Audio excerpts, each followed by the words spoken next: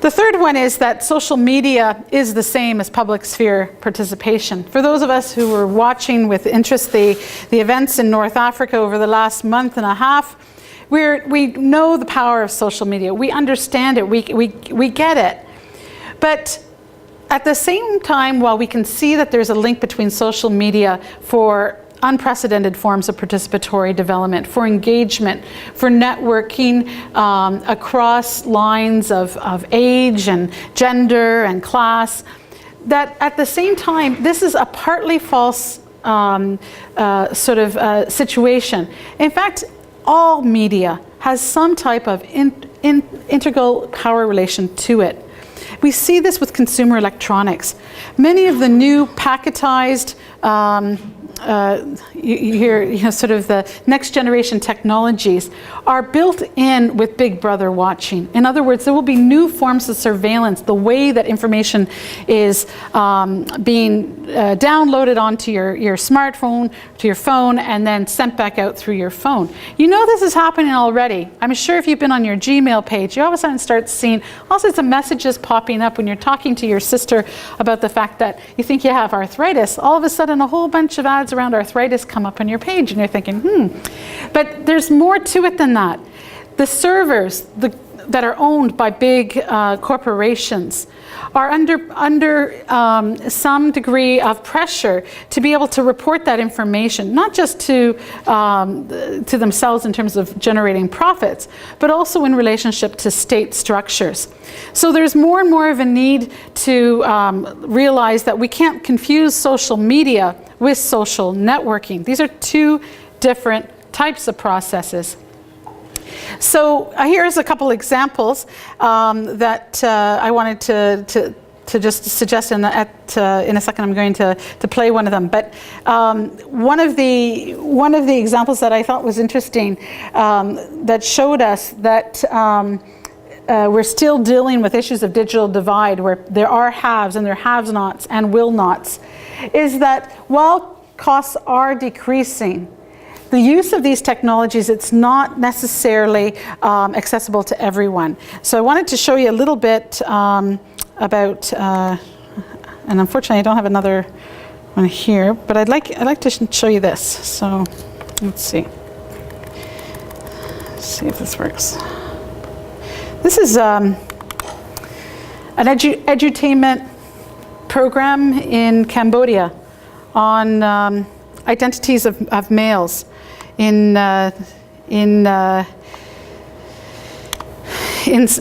Cambodian society.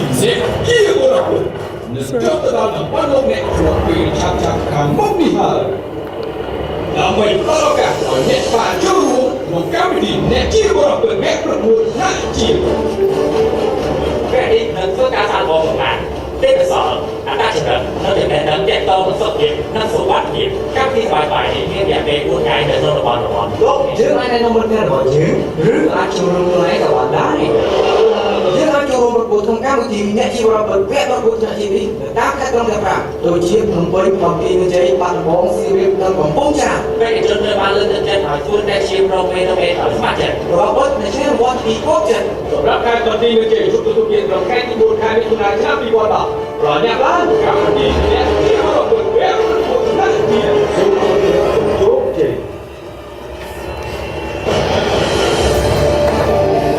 So you can see the website itself is a pretty classy looking flash-enabled site. Programs for the You're the Man National Challenge in local vernacular, but not just that, downloaded to your phone. So there's an application there to be able to download the episodes. Looks a little bit like American Idol, and has some of the classic sort of social marketing imagery associated with it. So we can see some of the interesting aspects of that one. Let's look at another one here. Get rid of that one. From Brazil.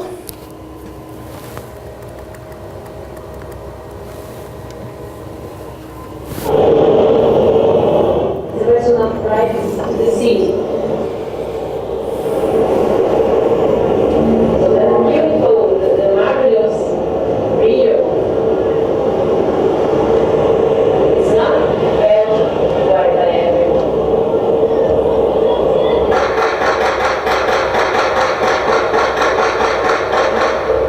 Não sabe.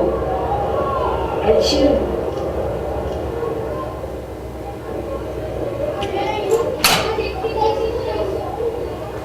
Todo mundo sabe que a violência existe também na comunidade. Só que a comunicação, o jornalismo tradicional, ele foca basicamente nisso, na questão da violência, e a gente sabe que assim, é menos de 1% do que acontece na comunidade. O impacto principal é que os moradores não se reconhecem enquanto pertencentes àquele lugar. Porque aquele lugar passa por determinados estereótipos. O fato dele ter o endereço, quando você não estava ele já sofre preconceito por conta disso. Então a imagem, ela tem essa implicação.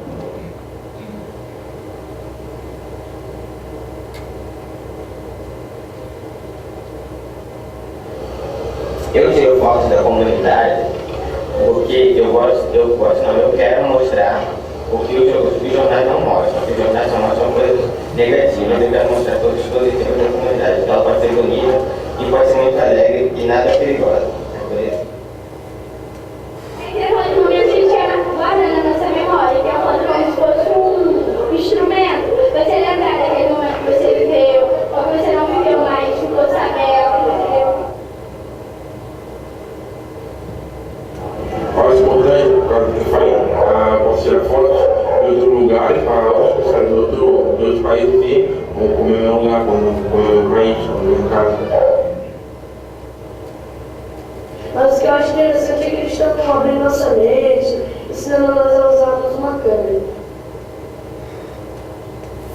So the Photo Pela Paz project is also an interesting aspect of how an NGO is using the new media to be able to not just have people represent their own journalism, their own citizen journalism from the favelas where they live, but also in terms of being able to make media accessible. And part of the attraction of these kinds of projects, whether it's the Year of the Man, where it's the classic edutainment, sort of social marketing, glossy approach, versus the more simplified approach of photo elicitation, but not photo elicitation for research purposes, more the use of participant photography, participant video, and having a web page to be able to blog these and comment on them, create photo galleries, use them for participatory development, is that there are mechanisms to be able to sort of reduce the costs of doing that as individuals and enter the age of digital development, but at the same time open up new kinds of issues that perhaps haven't had airtime and haven't come to the forefront of development work. And that's the interesting side of the discussion of the digital divide. It's not just the haves and the have-nots and the will-nots that have been characteristic of that area, but what is development now? How is it different? How is it different using the same tools? If we can all be in the blogosphere together, is the question about North and South anymore. And so we can ask ourselves, you know, where will this area of work go in the future? Where will it take off to if there's such a range of different media? Very different kind of media you see with the pig farming poster. Maybe because I'm in an agricultural college, this is attractive to me, but also because these posters become interactive tools on the internet where you can scroll over the design of the piggery. You can see where information is available. This happens to be the English posters. There's posters in local language available on the site. So more and more information is getting packetized, yes, packetized, not packaged, but packetized and sent out through new media that has ever been done before. So the costs still are an issue. I don't want to downplay that. So I know there's a lot of people say, okay, techno enthusiasts, first of all, you better get your numbers right, because most technology is still prohibitively expensive. But 1 megabyte, and here's some of the costs from 4 countries in Africa, really allows you to be able to do some short text emails. It doesn't last long when you need to download web pages, especially if you're on a very low bandwidth bandwidth and service is very slow.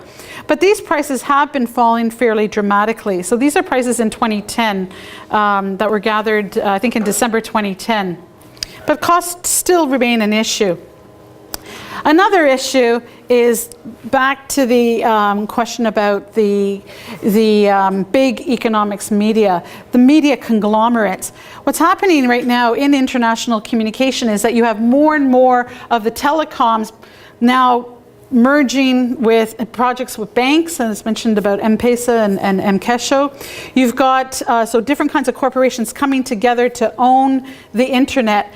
So whereas we thought that who owned the internet were, basically, Microsoft or some of the big computer companies, and in fact we're seeing a huge new world coming along the lines where you see services wrapped up together into strategies to grow the web, and to be able to also see that these private sector initiatives are really very susceptible to political pressures. So the best example was pushing the kill switch in Egypt, where within, I think it was about over 4 hours, you had 6 ISPs go off. So they didn't all go off all at once. So it wasn't like you shut down the internet, bingo, and they all go off. It was like gradually, one after the other, go offline until the final ISP was lost and we lost contact with Egypt.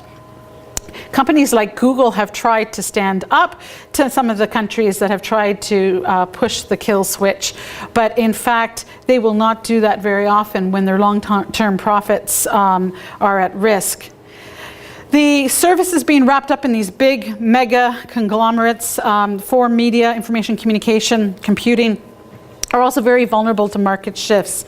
So when the servers are affected, that's these privately owned servers, the world has to start thinking about a new age of being able to create our own platforms off of those. And that's one of the things that's very interesting right now, is being able to recognize that we can make our own data. We can make our own individual citizen data, and we can run our own servers, and that maybe democracy and open source data and information platforms will really depend on that new emphasis. So we can ask the question, will the new technologies, will the Web 2.0 and eventually the 3.0, etc., will it lead to a development 2.0? Are we in a new age of development? My feeling is that we are. I don't think there's any doubt now. I think that every university student leaving a program in international development studies or their own discipline with the intention to work internationally is working in this digital development age, that the emphasis has to be less on social media if you're working with an NGO or with a public or private institution, and more on social networking, that there should be very serious questions in your mind in development work about how much will be on these conglomerate-owned servers, how much should be on your own server, how much investment would you put into making yourself independent so that your data can be open and accessible the way you might want to have it as a development practitioner. That there is an issue now that we can no longer go back. You cannot take back Twitter and Facebook now. You can't go back again to the end of the 20th century. But at the same time, we will fall into many of the same pits in the 21st century if we don't get rid of the baggage from information and communication studies that we still haven't learned to improve upon.